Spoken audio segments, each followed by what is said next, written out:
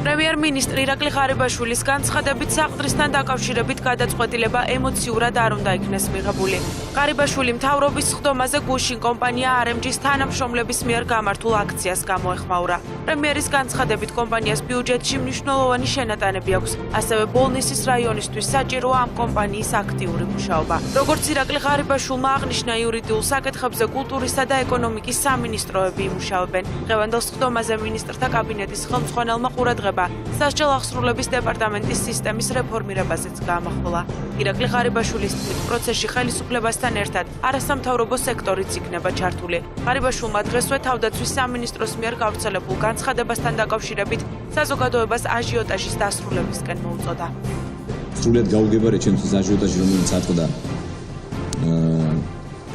თავის უწყების მიერ გავრცელებულ განცხადებასთან დაკავშირებით და მოწოდებები მის თავზე თქოს ბატონი მინდია უნდა გადადგეს, არ უნდა გადადგეს, მე მგონი არასრულ საუბარია და მე მინდა მოვუწოდე ყველას, რომ ალბათ უფრო გონივრული იქნება, რომ დავასრულოთ, დროზე დავასრულოთ ეს საუბარი და ეს მართლაც ისტერია. ბატონ მინდიასთან მე მქონდა საუბარი, მას არც ეუხერხულება, არც არაფერი, ჩვენ ვისაუბრეთ და გამოვხატეთ პოზიცია და ის რომ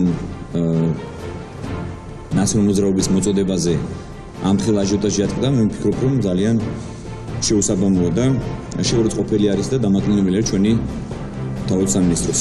მე ვეცდები მაქსიმალურად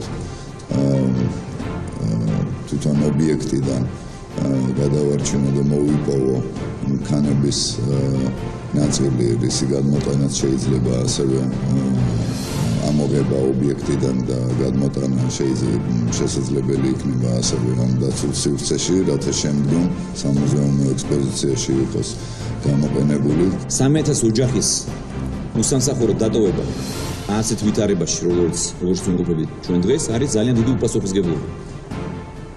მე ნამდვილად ვერ ავიღებ პასუხისმგებლობას ამ 30000 ოჯახის წინაშე. რომ უთხრა, რომ კომპანია უნდა გაჩერდეს, უნდა დაიხუროს და 30000 ოჯახი წინა საახალწლოდ დარჩეს მუშევარი. ჩვენ უნდა მივიღოთ გონივრული გადაწყვეტილება და სახელმწიფოებრივად სწორი გადაწყვეტილება უნდა მივიღოთ. არ შეიძლება მხოლოდ რაღაც ემოცია საყურელი აჟიოტაჟი გახდეთ ჩვენთვის გადაწყვეტილების მიღები და ამ პროცესში დაზიანდეს კიდევ უფრო მეტი სიგეთე.